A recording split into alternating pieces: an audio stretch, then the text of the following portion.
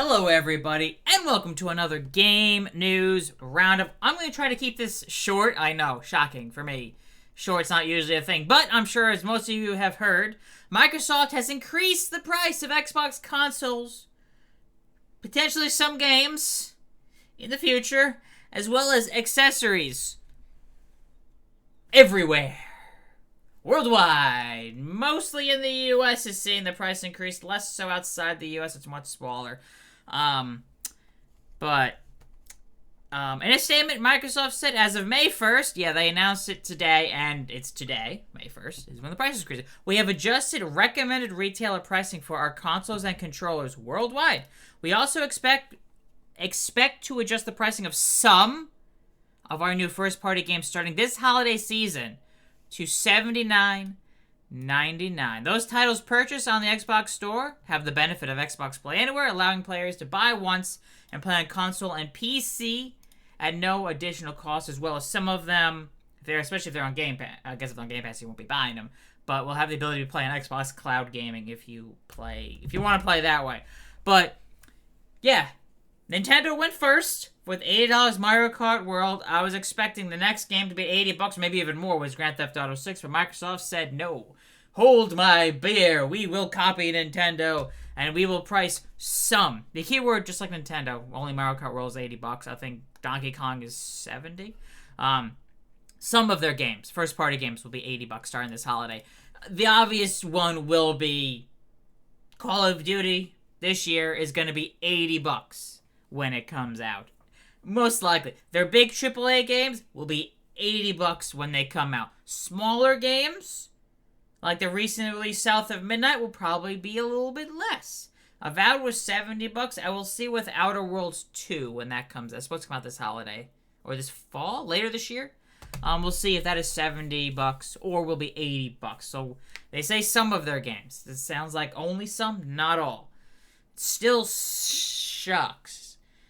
No word on the Game Pass price increase, but I wouldn't be surprised if they do raise the price of Game Pass again, maybe this fall. We'll see. But at the moment, Xbox Game Pass price has not increased. And if you're wondering, you can actually max out your Game Pass to 3 years if you want to get it at the current price rate before it goes up. And it is an option. So yeah, Microsoft continues. We understand that these changes are challenging, and they were made with careful consideration given market conditions and the rising cost of development. Looking ahead, we continue to focus on offering more ways to play more games across any screen and ensuring the value for Xbox players by increasing the price, of course. But yeah, I think most of us know what they mean by market conditions. If you don't know, all Xbox Series X and S consoles, as well as PlayStation 5 consoles, Sony has not announced a price increase for the PS5 yet, at least in the US. I think there was a minor increase announced for Europe, the UK, and Australia that happened like a couple weeks ago. But yeah, these market conditions, it's because of the Trump tariffs. Currently there is, at least at the time of this recording, who knows, things are always changing. Feel free, update the comment section down below. Currently, the tariffs on China are 145%. Which means technically you should see the prices of stuff go by 145%, but Microsoft is not doing that. But yeah, the price in the US is seeing the biggest increase. The price outside the US is much smaller, but is still seeing an increase outside the US. The Xbox Series S, which launched...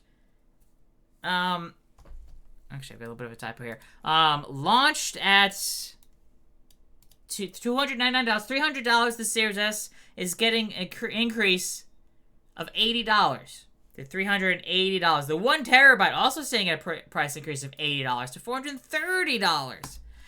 The Xbox Series X is seeing a $100 price increase, or $130, depending on which model you're talking about. The digital edition of the Series X is going from $450 to $550, and the Series X with a disk drive is going from $500 to $600.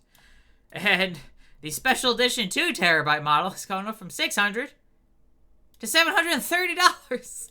Oh, it's absurd. If you're wondering, the PS5 is currently, again, who knows if Sony also increases the price of the PlayStation 5, at least in the US because of the tariffs, is currently $450 for the PS5 Digital Edition and $500 for the standard PS5 with a disc drive. And the PS5 Pro is $700. So yeah, you could buy a PS5 Pro for $30 less, I guess, technically, than the 2TB Xbox Series X. But we'll see if Sony does. And of course, the Switch 2 price is looking all of a sudden a lot better, even though it is $450 or $500 with Mario Kart World. Controllers and headsets are also seeing an increase. Headsets only in the US and Canada. Everywhere else, those prices are staying the same. So yeah, Xbox standard controller, $65. With a color, we go into $70. Wireless controller special editions, like my blue one here. I think it was I think I got this was $75 when I bought this. Well, technically I bought it for $25 because I used my Microsoft Rewards points, but that's not important. But so yeah, they're going up by like $5 to $10 or whatever for some accessories. The wireless controller, limited edition, is going up by $10 to $90. The Elite controller core is going up to $150, and the full Elite controller is going up to $200. The headset's $65. The wireless headset $120. This is your US prices. In the UK, so if anyone here is watching from the UK, the Series S has gone up to £300. I believe, I think I wrote it down here. In the UK, yeah, the price of the Series S is going up by £50, while the Series X is going up by £20. So yeah, Series S, £300 for the 512GB, £350 for the 1TB drive. The Series X Digital Edition, £450. The Series X with the disc drive, £500. And the 2TB, £590. Again, these are all price increases announced today and increasing today. They didn't give people like, yes, we will be increasing the price in 2 weeks. They're doing it now. But of course, again, this is still in the UK. Xbox wireless controllers be going up to £60, up to, well, I guess, you know, for the Elite Series, £170.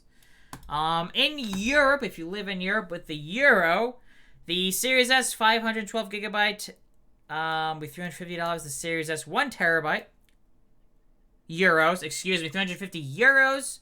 And the 1TB, 400 euros. The Series X Digital, 550 euros. The Series X with a disc drive, 600 euros. And the 2TB Series X, 700 euros.